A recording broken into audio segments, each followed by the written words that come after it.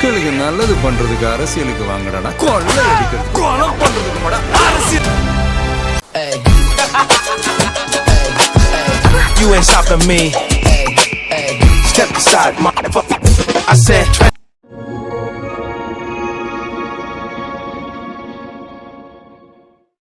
Copyright disclaimer under Section 107 of the Copyright Act 1976. Allowance is made for fair use for purposes such as criticism, comment, news reporting, scholarship, and research.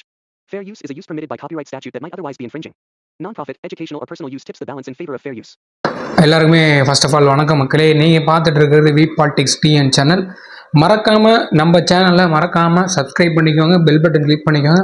அப்போனா தான் நம்ம தொடர்ந்து போடுற video இனிமேல் டெய்லியும் நம்மளுக்கு டெய்லியுமே வீடியோ வரப்போகுது. டெய்லியும் நிறைய விஷயங்களை அரசியலை பற்றி நம்ம தெரிஞ்சுக்க போகிறோம். நிறைய விஷயங்கள் எந்த விஷயத்த எப்படி நம்ம கரெக்டாக சொல்லணுமோ அந்தளவுக்கு நம்ம மக்கள்கிட்ட கொண்டு போய் சேர்க்குற அளவுக்கு நம்ம முயற்சித்து வீடியோவை டெய்லியும் ரெகுலராக நம்ம கொண்டு வர போகிறோம். மறக்காமல் நம்ம சேனலில் வி பாலிடிக்ஸ் டிஎன் சேனல் மறக்காமல் சப்ஸ்கிரைப் பண்ணிக்கோங்க, பெல் பட்டன் கிளிக் பண்ணிக்கோங்க முக்கியமாக.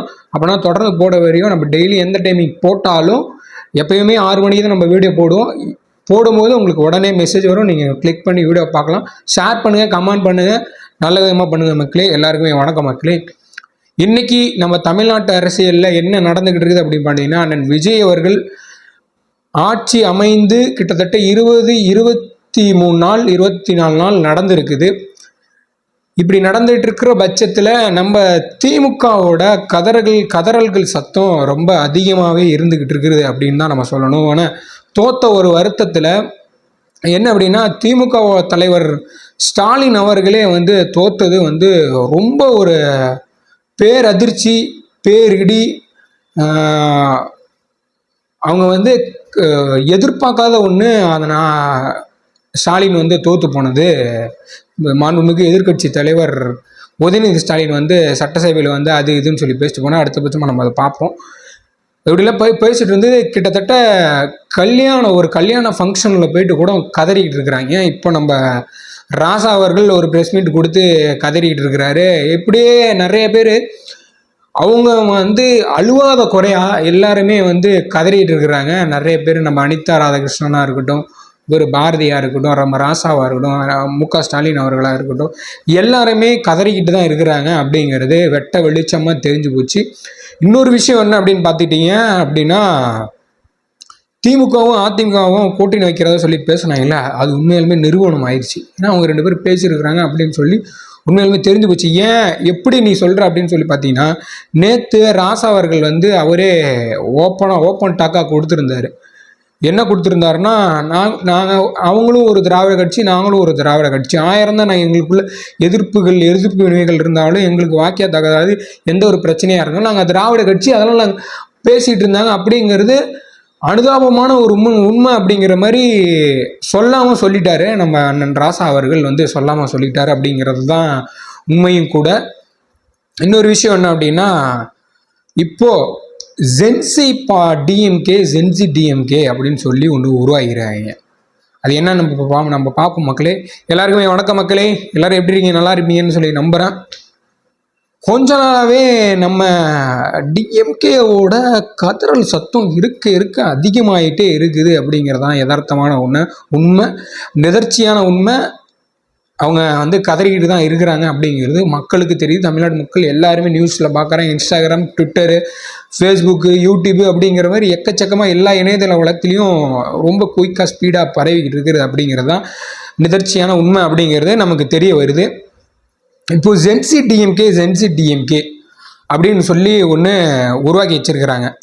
என்ன அப்படின்னா, நம்ம ஸ்டாலின் அவர்கள், மாண்புமிகு முன்னாள் முதலமைச்சர் ஸ்டாலின் அவர்கள் அதாவது அப்பா ஸ்டாலின் அவர்கள் அவங்க கட்சி தொண்டர்கள், அவங்க கட்சி நிர்வாகி கல்யாணத்துக்கு போயிருந்துருக்கிறாரு. அந்த கல்யாணத்துக்கு போய் என்ன சொல்லியிருக்கிறார் அப்படின்னு பார்த்தீங்க அப்படின்னா, நம்ம தோத்ததுக்கான காரணம் நம்ம சோசியல் மீடியாவில் நம்ம பெருசாக ஈடுபாடு கொடுக்கல, நம்ம பெருசாக பேசலை, போகலை, வரல அப்படின்னு சொல்லி இன்ஸ்டாகிராமில் நீங்கள் ஃபுல் அண்ட் ஃபுல் ஃபோக்கஸ் பண்ணுங்கள், சோசியல் மீடியாவில் ஃபுல் அண்ட் ஃபுல் ஃபோக்கஸ் பண்ணுங்கன்னு சொல்லி இவர் பேசிகிட்டு இருக்கிறாரு. ஒரு கல்யாணத்துக்கு போனோமா வந்தோமா, நம்மளோட நிர்வாகியோட கல்யாணத்துக்கு போனோமா வந்தோமா, அவங்கள பாராட்டினோமா வாழ்த்தினோமா அப்படின்னு சொல்லி அதை முடிச்சுட்டு வரணும். எங்கே போனாலும் கதற வேலை, எங்கே போனாலும் நம்ம ஸ்டாலின் அவர்களுக்கு வந்து கதற வேலை. உடனே ஒரு நம்ம அண்ணன் விஜய் அவர்கள் ஆட்சி அமைஞ்சதுலேருந்து சட்ட ஒழுங்கு சரியில்லை, அது சரியில்லை, இது சரியில்லை. இது என்ன மேஜிக்காக நான் கேட்குறேன், எனக்கு ஒன்றும் புரியலையே. ஒரு கிட்டத்தட்ட நீங்கள் தான் எனக்கு தெரிஞ்ச வச்சும் தெருவா வீதி வீதியாக ஒவ்வொரு வீட்டுக்கும் நீங்கள் ஆன்ஸ் பாக்கெட்டு, சிகரெட்டு, கூலிப்பு, சரக்கு, மதுபானங்கள் எல்லாமே கிடக்குது அப்படின்னா நீங்கள் ஒரே ஒரு ஆள் தான் காணும். திமுக தான் காரணம். இதை நான் அடித்து சொல்ல எல்லா மக்களுக்கும் தெளிவாகவே தெரியும், இது வந்து திமுக தான் காரணம். சரி, ரைட்டு. இப்போ நம்ம ஜென்சி டிஎம்கேக்கு வருவோம். என்னடா இந்த ஜென்சி டிஎம்கே அப்படின்னு சொல்லி பார்த்தீங்கன்னா நம்மளுக்கு வந்து ரொம்ப சிரிப்பாக தான் வருது. எதுக்கு இந்த ஜென்சி டிஎம்கே அப்படிங்கிறது எனக்கு ஒன்றுமே புரியல. அதில் ஒருத்தர் வந்து சொல்கிறா, அப்படி வாழையாக எங்களை வெட்ட நாங்கள் துளுத்து வந்துக்கிட்டே தான் இருப்போம் அப்படின்னு சொல்லி ஒருத்தர் சொல்கிற. அப்படி இன்னொருத்தர் என்ன சொல்கிறப்பா இப்படி அப்படின்னா, ஆமாண்டா நாங்கள் கொத்தடிமை தான், வி ஆர் ப்ரௌட் கொத்தடிமை, வி ஆர் ப்ரௌடு கொத்தடிமை, வி ஆர் ப்ரௌடு கொத்தடிமை அப்படின்னு சொல்லி இன்னொருத்தர் சொல்லிட்டு இருக்காரு. இன்னொருத்தர் என்ன சொல்கிறா அப்படின்னா, ஆமாண்டா நாங்கள் 200 ஊப்பி தான், 200 ரூபா ஊப்பீஸ் தான், நாங்கள் எல்லாருமே 200 ரூபா ஊப்பீஸ் தான், 200 ரூபா. சரி, ரைட்டு, இதெல்லாம் இருக்கட்டும். நான் என்ன கேட்குறேன், 200 ரூபா ஊப்பீஸ் வி ஆர் ப்ரௌடு கொத்தடிமைஸ் அப்படின்னு சொல்லி சொல்கிறீங்களே, இனிமேல் என்ன பண்ணுறீங்க நீங்கள் எல்லாருமே ஜென்சி டிஎம்கே என்ன பண்ணுறீங்க அப்படின்னா, இனிமேல் எல்லா இடத்துலையும் ஒரு கட்சி சார்பாக நீங்கள் ஒரு பேனர் அடிக்கிறீங்க, ஒரு ஃப்ளெக்ஸ் வைக்கிறீங்க, ஒரு போஸ்ட் விட்டுறீங்க அப்படின்னா, கழக தொண்டர்கள், நிர்வாகிகள், உறுப்பினர்கள் அப்படின்னு சொல்லி இருப்பாங்களே, எல்லோரும் என்ன தரமா பண்ணுறீங்க, உங்கள் பேருக்கு முன்னாடி 200 ரூபா ஊப்பி சுரேஷ், 200 ரூபா ஊப்பி ரமேஷ், 200 ரூபா ஊப்பீஸ் ஆதவன், 200 ரூபா ஊப்பீஸ் மற்ற பேர்கள் எல்லாருமே எல்லா பேரும் என்ன வச்சிருவீங்களா, 200 ரூபா ஊப்பீஸ் குணசேகரன், 200 ரூபா ஊப்பீஸ் கணேஷ், 200 ரூபா ஊப்பீஸ் செல்வா, 200 ரூபா ஊப்பீஸ் செல்வம், இப்படின்னு நீங்கள் வச்சுப்பீங்களா? இல்லை கொத்தடிமை அப்படிங்கிறது எனக்கு என்னமோ அது ஒன்றும் ரொம்ப லென்த்தாக போகிற மாதிரி. நான் சொல்கிறேன், சிம்பிளாக வச்சுக்கோங்க. கொத்து அருண்குமார், கொத்து அருண், கொத்து செல்வம், கொத்து செல்வா, கொத்து ரவி, கொத்து ரவிக்குமார், இந்த மாதிரி வச்சுக்க வேண்டியதானே நீங்கள். அப்புறம் ரொம்ப நல்லா இருக்கும்ல. வி ஆர் ப்ரௌட் கொத்தடிமைஸ், வி ஆர் ப்ரௌட் கொத்தடிமைஸ், வி ஆர் ப்ரௌட் 200 ரூபா ஊப்பீஸ். இப்போ சொல்ல போனால் இப்போ நீங்களே தானே ஒத்திட்டீங்க. அது இன்னொன்று என்ன சொல்கிறா அப்படி அப்படின்னா, அந்த வாழையாக வெட்ட தொழுத்து வருவோம் அப்படிங்கிற மாதிரி ஒருத்தர் சொல்லியிருந்தா அப்படி இல்லை. அவர் என்ன நம்ம சொல்லியிருந்தாரு, நாங்கள் வந்து டிஎம்கே சொல்லி நாங்கள் இந்த ஜென்சி டிஎம்கே ஆரம்பிக்கல, எங்ககிட்ட ஒரு உறுப்பினர் கார்டு கூட இல்லை, இங்கே இருக்கிறவங்க யாருக்கிட்டையும் ஒரு ஜென்சி கிட்ஸாக இருக்கிறவங்க எங்கள் யாருக்கிட்டையுமே உறுப்பினர் கிடையாது, என்னகிட்டையுமே கிடையாது, நாங்கள் டிஎம்கே சொல்லி பண்ணலை அப்படின்னு ஒருத்தர் சொல்கிறாரு. இன்னொருத்தர் என்ன சொல்கிறதா, நாங்கள் டிஎம்கே சொல்லி தான் பண்ணுறோம் அப்படிங்கிற மாதிரி இன்னொருத்தர் சொல்கிறாரு. இது எங்கே போய் முடிய போகுது அப்படிங்கிறது தெரியல. எனக்கு தெரிஞ்சு நீங்கள் அப்படி பேசி தான் அண்ணன் விஜய் அவர்கள் திருச்சியில் 2ஆம் தேதி மக்கள் சந்திப்பு கூட்டத்தில் நன்றி தெரிவிக்கிற கூட்டத்தில் சொன்ன மாதிரி, நீங்கள் பேசிக்கிட்டே இருங்க, நீங்கள் அவதூறு பரப்பிட்டே இருங்க, நான் மக்களுக்கு நல்லது செய்கிறேன், நான் செஞ்சுக்கிட்டே தான் இருப்பேன், நீங்கள் பேச தான் எனக்கு எனர்ஜி பூஸ்ட்டு அப்படிங்கிற மாதிரி நான் விஜய் அவர்கள் தெளிவாக ஸ்ட்ராங்காக சொல்லிட்டாரு. இப்போ அடுத்த விஷயத்துக்கு போவோம், பாயிண்ட் நம்பர் 2க்கு போவோம். 2வது விஷயம் என்ன அப்படின்னா, இவர் என்ன பண்ணிருக்காரு பாத்தீங்களா, ஒரு இவரே ஸ்கிரிப்ட் பார்த்தா என்ன சொல்லியிருந்தாரு, விஜய் அவர் என்ன மாதிரி பேசுவாரு அப்படின்னு சொல்லி, தூர சக்தி, நம்ம கதற சக்தி, தீர்ந்து போன சக்தி, ராசா அவர்கள் தீய சக்தி அப்படின்னு சொல்லி விஜய் அவர்கள் பிரஸ் மீட் ஒன்று கொடுத்திருந்தாரு. அப்படின்னு சொல்லி கேட்டீங்க அப்படின்னா, பாசிசம் பாயாசம் அப்படின்னு சொல்லி பார்த்து பாயாசத்தை முடிச்சு விட்டுட்டீங்க அப்படின்னு சொல்லி சிஎம் அவர்களை தமிழ்நாட்டோட இன்னொரு விஷயம் என்னன்னா, ஜோசப் விஜய் அதிமுகவும் திராவிட கட்சி பார்த்து படிக்கிறீங்க, சினிமாவும் திராவிட கட்சி ஆயிரம் தான் நாங்க எதிர்வினையா இருந்தாலும் எதிரிகள். ஆனா இவர் என்ன பண்ணிருக்காரு, கூட்டணி பேச்சுவார்த்தை நடத்துறதுனால என்ன தப்பு அப்படின்னு சொல்லி அவங்களும் ஒத்துக்கிறாங்க. தமிழ்நாட்டுக்கு நல்லதா, அப்போ எதுக்கு வந்து இந்த திமுகவுக்கு நீங்க ஓட்டு போட்டீங்க, ஏடிஎம்கேக்கு ஓட்டு போட்டீங்க அப்படிங்கிறது இங்க கேள்விக்குறியா இருக்குது. சரி, ரைட்டு, ஸ்கிரிப்டை பார்த்து படிக்கிறீங்கன்னு சொல்லிட்டு அவரே கண்ணாடி இப்படி கழட்டிட்டு பேசியிருந்தாரு, இப்படி பேசிட்டு இருந்தவர் ஸ்கிரிப்ட் எடுத்து அவரே ஸ்கிரிப்ட் எடுத்து இப்படி கண்ணாடியை போட்டுட்டு இப்படி பார்த்து இப்படி படிச்சுட்டு இருக்கிறாரு. இதில் கேட்டால் அண்ணன் விஜய் அவர்கள் சிஎம் அவர்களை ஸ்கிரிப்டை பார்த்து படிக்கிறீங்கன்னு சொல்லி கேட்டுட்ருக்கிறாரு. முதல்ல நம்ம நல்லா இருக்கணும், அப்புறம் நம்ம அடுத்தவங்க கட்சியை பற்றி நம்ம பேசணும். நம்ம ஃபஸ்ட்டு நமக்குள்ள நம்மளை மாற்றத்தை தேடி நம்ம நல்ல விஷயத்த மக்கள்கிட்ட கொண்டுட்டு போய் சேர்த்தா மட்டும்தான் இங்கே மாற்றம் நிகழும், நல்ல விஷயங்கள் நிகழும் அப்படிங்கிறது யதார்த்தமான உண்மையாக இருக்குது அப்படிங்கிறதான் நான் சொல்லுவேன். இந்த வீடியோ பார்த்துட்டு இருக்கவங்க எல்லாருமே அதை தான் நினைப்பாங்கன்னு சொல்லி நான் நம்புகிறேன். இப்படி இருக்கிற சூழ்நிலையில், ஏகப்பட்ட பிரச்சனை இருக்கிற சூழ்நிலையில் இவங்க வந்து உதயநிதி ஸ்டாலின் அவர்கள் வந்து ஜென்சி டிஎம்கே வந்து சொல்லியிருக்கிறாங்க. என்ன சொல்லியிருந்தாங்கன்னா, சட்டசபையில் பாருங்கள் எங்கள் அண்ணன் அப்படி பேசுவார், நாங்கள் சப்போர்ட் கொடுப்போம், அப்படி போனோம் இப்படி போகணும்னு சொல்லியிருக்கிறாங்க. அடுத்த சட்டசபை கூட்டட்டும் அன்றைக்கி என்ன பேசுகிறாங்க அப்படின்னு சொல்லி நம்ம பொறுத்திருந்து பார்ப்போம். பாயிண்ட் நம்பர் 2 முடிச்சிட்டோமா, அடுத்து பாயிண்ட் நம்பர் 3க்கு வருவோம். இவங்க எல்லாருமே என்ன சொல்கிறாங்கல்ல, ஒரு சிஎம் அவர்கள் எப்படி பேசணுமோ அப்படி பேசணும், ஸ்கிரிப்ட் எழுதி வச்சு பேசக்கூடாது, இன்னமும் எதிர்கட்சி தலைவர் மாதிரி பேசுகிறாரு, இன்னமும் திமுகவை வந்து எதிர்த்து பேசியிருக்கிற, என்னமோ எலெக்ஷன் நடந்துகிட்டு இருக்கிற மாதிரி எதிர்த்து பேசியிருக்கிற, அப்படி இப்படின்னு சொல்லி 1008 விமர்சனங்கள் அண்ணன் விஜய் அவர்கள் மேலே வச்சிட்டு இருக்கிறாங்க. ஆனால் அதுக்கு அவரெல்லாம் வந்து செவி சாய்க்கிற மாதிரி இல்லை. ஒரு கரெக்டான ஒரு விஷயத்த மக்களுக்காக நான் நல்லது செய்யணும் அப்படிங்கிற ஒரு விஷயத்துக்காக தான் வந்துருக்கு. கண்டிப்பாக அதுக்கான ஒரு இதை தான் எடுப்பேனே தவிர்த்து நான் வந்து இவங்க எவ்வளோ வேணால் அவதூறு பரப்பட்டு எனக்கு அதுதான் எனர்ஜி பூஸ்ட். நான் மக்களுக்கு என்னோட தப்பை நான் திருத்திக்கிட்டு என்னோட மக்களுக்கு நான் வந்து என்ன நல்லது செய்யணுமோ அந்த நல்லதை நான் செஞ்சுக்கிட்டு போய்கிட்டே இருப்பேன். இந்த அல்லு சில்லுக்கெல்லாம் எனக்கு வந்து பதில் சொல்லிக்கிட்டு அட்டன் பண்ணிட்டு பேசிட்டு போகணுங்கிற அவசியமே எனக்கு கிடையாது அப்படிங்கிற மாதிரி அண்ணன் விஜய் அவர்கள் சொல்லிட்டார். அதேமாரி இன்னமும் வந்து தற்குறின்னு சொல்லிட்டு இருக்கீங்களா, நான் ஏற்கனவே காஞ்சிபுரத்தில் சொன்ன மாதிரி தான் இங்கேயும் நான் ரிப்பீட் பண்ணுறேன். அந்த தற்குறின்னு சொல்கிறீங்க, இத்தனை நாள் ஓட்டு வாங்கினேன், நீங்களும் தற்குறி தான் அப்படின்னு சொல்லி ஏற்கனவே சொல்லியிருந்தாரு. இப்போ எனக்கு ஓட்டு போட்டதுனால தற்குறிங்க, அப்போ எல்லாரும் இங்கே இருக்கிற மக்கள் எல்லாரும் உங்களுக்கு ஓட்டு போட்டிருந்தா நல்லவங்க ஆகிடுமா அப்படின்னு சொல்லி அண்ணன் விஜய் அவர்கள் பயங்கரமான கண்டன ஒரு குற்றச்சாட்டை திமுக மேலே வச்சிருந்தாரு. அப்படிங்கிறதான் இங்கே யதார்த்தமான உண்மையாக இருக்குது. இப்போ பாயிண்ட் நம்பர் 3க்கு வரணும்ல. பாயிண்ட் நம்பர் 3 என்ன அப்படி பார்த்தீங்கன்னா, சிஎம் விஜய் அவர்கள் வந்து பேசுறது சரியில்லை, ஸ்கிரிப்ட் வச்சு பேசுகிறாரு, அப்படி வச்சு பேசுகிறாரு, இப்படி வச்சு பேசுகிறாரு அப்படின்னு சொல்லி என்ன ராசா அவர்கள் இன்னும் நிறைய பேர் டிஎம்கேலேருந்து வந்து விமர்சனம் வச்சுருந்தாங்க. அதுக்கு நான் என்ன சொல்கிறேன் அப்படின்னா, விஜய் அவர்கள் சரியாக தான் பேசியிருந்தார் அப்படிங்கிறத நான் சொல்கிறேன். நிறைய விஷயங்கள் சொல்லியிருந்தார். இப்போது நம்ம மு.க. ஸ்டாலின் அவர்கள் வந்து சிஎம்மாக இருந்தப்போ என்ன பேசுகிறாரு அப்படின்னு சொல்லிட்டு ஒரு வீடியோ ஒன்று கேட்டுருவாங்களேன். கரல் மாடு வாங்கி கொடுக்கும்படி பார்த்துட்டீங்களா? பணிவான வேண்டுகோள். என்ன தடவை பேசியிருந்தாரு இந்த வீடியோவில்? ஒருத்தர் அவரோட கட்சி தொண்டர் ஒருத்தர் ஒரு கூட்டத்தில் அவரோட கண்ணுக்குட்டியை காணும்னு சொல்லியிருந்தாரு. இதெல்லாம் எங்கே போய் நடக்கும்னு சொல்லி தெரியல. கண்ணுக்குட்டி காணும்னு சொல்லியிருந்தாரு. அவர் வந்து ஒரு இதில் முன்னாள் முதல்வர் ஸ்டாலின் அவர்கள், முத்துவேல் கருணாநிதி ஸ்டாலின் அவர்கள், அதாவது நம்ம அப்பா அவர்கள் என்ன சொல்லியிருந்தாருன்னா, எங்களுக்கு ஒரு அறிக்கை ஒன்று கொடுத்துருக்கிறீங்க, அதில் வந்து சீக்கிரமாக கண்டுபிடிச்சி கொடுங்க, கணவர் வேணுமா கணவர். டேய் கண்ணுக்குட்டி கொடுங்கடானா என்னடா கணவர் கேட்குறீங்க? இது என்னடா இது? இதை போய் எங்கள் அண்ணன் சிஎம் விஜய் அவர்களை வந்து நீங்கள் விமர்சிருக்கீங்களே, இதுதான் உங்களோட சிஎம் இதா? அடுத்து என்ன சொல்லியிருந்தா அப்படின்னா, இன்னொரு பெண்மணி அவங்க குழந்தைய தூக்கிட்டு வந்து மு.க. ஸ்டாலின் கையில் என் குழந்தைக்கு ஒரு பேர் வைங்க அப்படின்னு சொன்னதுக்கு, உங்கள் பேர் என்ன, அவங்க குழந்தையோட அப்பா பேர் என்ன, அவங்க ஒரு முஸ்லீம்னு சொல்லி தெரியாமலே என்ன பேர் வைக்கிறாங்க? அவங்க அப்பா பேர் ஜெயகடா அப்படின்னு சொல்லி ஜெயகடா பையனுக்கு வந்து கருணாநிதின்னு பேர் வைக்கிறான். ஐயோ எங்கடா போய் இதெல்லாம் நடக்கிறேன், ஏன்டா இப்படிலாம் பண்ணிட்டு இருக்கீங்க? அரசியல் புரிதலே இல்லாமல் ஏன்டா விஜயன் அவர்களை நீங்கள் போய் விமர்சிச்சுட்டு இருக்கீங்களே, இல்லை என்னடா?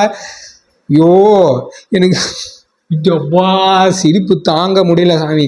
இவங்க என்ன பேசணும்னு தெரியலாமல், தோத்த ஒரு சோகத்தில் என்ன பேசணும்னு தெரியாமல் வந்து வன்மத்தை கக்கிட்டு இருக்காங்க. இது கண்டிப்பாக எங்கே போய் முடிய போகுது அப்படின்னு சொல்லி தெரில. அடுத்ததாக இப்போ நம்ம லாஸ்ட்டாக ஜூலியோட மேட்ருக்கு வருவோம்.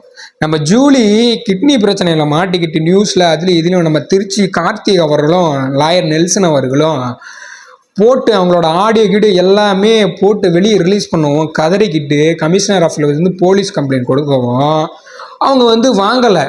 ஏன் வாங்கலை அப்படின்னு சொல்லி கேட்டிங்க அப்படின்னா, ஏன்னா கிட்னி பிரச்சனையை வச்சுக்கிட்டு அவங்க வந்து இல்லை ஆக்ஷன் எடுக்க போகிறாங்க, ரீஓப்பன் பண்ணிகிட்டு இருக்காங்கன்னு அதில் வந்து ஒரு ஹாஸ்பிட்டலோட ஓனர் எம்எல்ஏ அவர்களும் மாட்டியிருக்கிறாரு. கிட்னி பண்ணல் யார் உதவி பண்ணியிருக்காங்களோ நம்ம சர்மிளா, அவங்களோட ஃப்ரெண்டு சர்மிளா, ஜூலி எல்லாருமே மாட்டியிருக்கிறாங்க. அவங்க ப்ரெஸ் மீட்டில் வந்து கதறிக்கிட்டு இருக்கிறாங்க. அப்படிங்கிறது தான் இங்கே யதார்த்தமான உண்மையாக இருக்குது.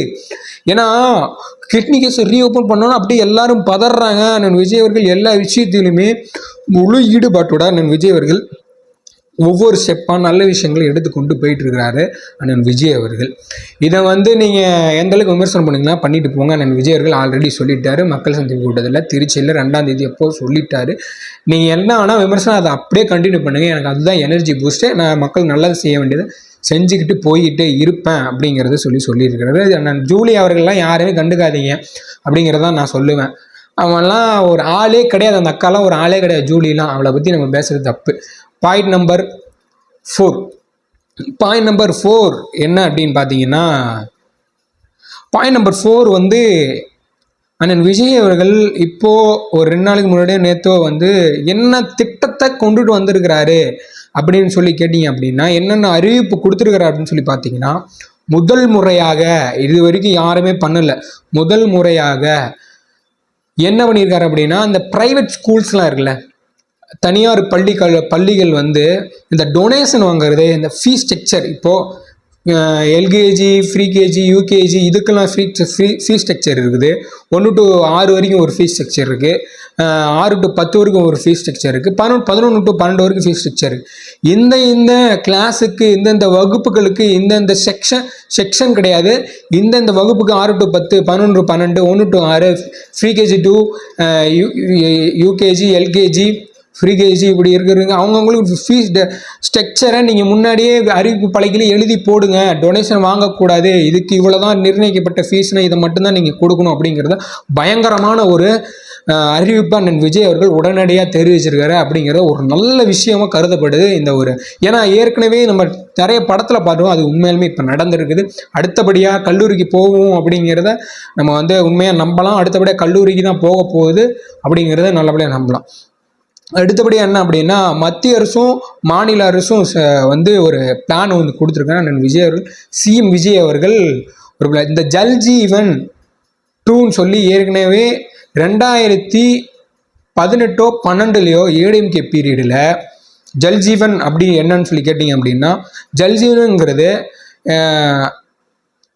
ஜல் ஜீவன் என்ன அப்படின்னு சொல்லி பார்த்துட்டீங்க அப்படின்னா, இந்த அடிப்படை வசதிகள், அதாவது அடிப்படை வசதிகளில் ஒன்று தண்ணி பற்றாக்குறை இல்லாமல் எல்லாருக்குமே சுலபமாக தண்ணி போய் கிடைக்கணும், தண்ணி பற்றாக்குறை இருக்கக்கூடாது அப்படிங்கிற ஒரு நோக்கத்தினால 2019 இல்லை 12 எனக்கு சரியாக தெரியல, 2019 12 ஏடிஎம்கே பீரியடில் இந்த ஜல் ஜீவன் அப்படிங்கிறது ஒன்று கொண்டுட்டு வந்தாங்க. அதுக்கப்புறம் டிஎம்கே பீரியடில் வர கிடையாது. இவரும் நிறைய நிதி பிரச்சனையாக போய் கேட்டு அவங்க கொடுக்கவும் இல்லை, இவங்க நிறைய அறிக்கை விட்டு கொடுக்கவும் இல்லை. இப்போது ஜல் ஜீவன் அப்படிங்கிற ஒரு ஜல் ஜீவன் 2.0 அப்படிங்கிறத வந்து தண்ணி பிரச்சனைக்கு யாருமே இருக்கக்கூடாது, பஞ்சம் இருக்கக்கூடாது அப்படிங்கிற ஒரு நோக்கத்தை மக்களோட எதிர்காலத்தை நோக்கி மக்கள் யாரும் அவதிப்படக்கூடாது தண்ணி இல்லாமல் அப்படிங்கிறதுக்காக ஜல்ஜீவன் 2.0 அப்படிங்கிறத இதில் சைன் போட்டு அண்ணன் விஜய் அவர்கள், சிஎம் விஜய் அவர்கள் வந்து கொண்டுட்டு வந்திருக்கிறாரு. அந்த இதுக்காக அண்ணன் விஜய் அவர்கள் கவர்மெண்ட்டுக்கு, நம்ம கவர்மெண்ட்டுக்கு வந்திருக்கிற நிதி எவ்வளோ இருக்குன்னு பார்த்தீங்கன்னா 2100 சில்லற கோடிகள்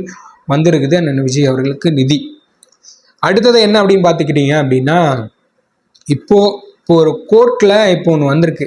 அதாவது இந்த பெண்கள் வந்து செக்ஷுவல் இருக்குல்ல, அதில் வந்து யாருக்கும் அதுக்கு வந்து அந்த கேஸை நம்ம வந்து அப்படி பார்ப்போம். எல்லாருக்குமே நன்றி மக்களே. மறக்காமல் நம்ம சேனலை சப்ஸ்கிரைப் பண்ணிக்கோங்க, சப்போர்ட் பண்ணுங்கள், நான் நல்ல விதமாக நாகரிகமாக கமெண்ட் பண்ணுங்கள். நல்ல விஷயத்த நம்ம வந்து எடுத்து பேசிக்கிட்டு இருக்கிறோம், நல்ல விஷயத்தை எடுத்து பேசிக்கிட்டு இருக்கிறோம். நம்ம சேனலை மறக்காமல் சப்ஸ்கிரைப் பண்ணிக்கோங்க, பெல் பட்டன் கிளிக் பண்ணுங்க. அப்படின்னா தான் நம்ம வீடியோ தொடர்ந்து உங்களுக்கு வந்து சேரும் அப்படிங்கிறத நான் நம்புகிறேன். மறக்காமல் சப்ஸ்கிரைப் பண்ணுங்கள், பெல் பட்டன் கிளிக் பண்ணுங்க. அப்படின்னா நம்ம வீடியோ தொடர்ந்து வந்து சேர்ந்துக்கிட்டே இருக்கும். கமெண்ட் பண்ணுங்கள், ஷேர் பண்ணுங்கள், கமெண்ட் பண்ணுங்கள். நன்றி மக்களே, நன்றி, வணக்கம். மீண்டும் சந்திக்க வரை நன்றி.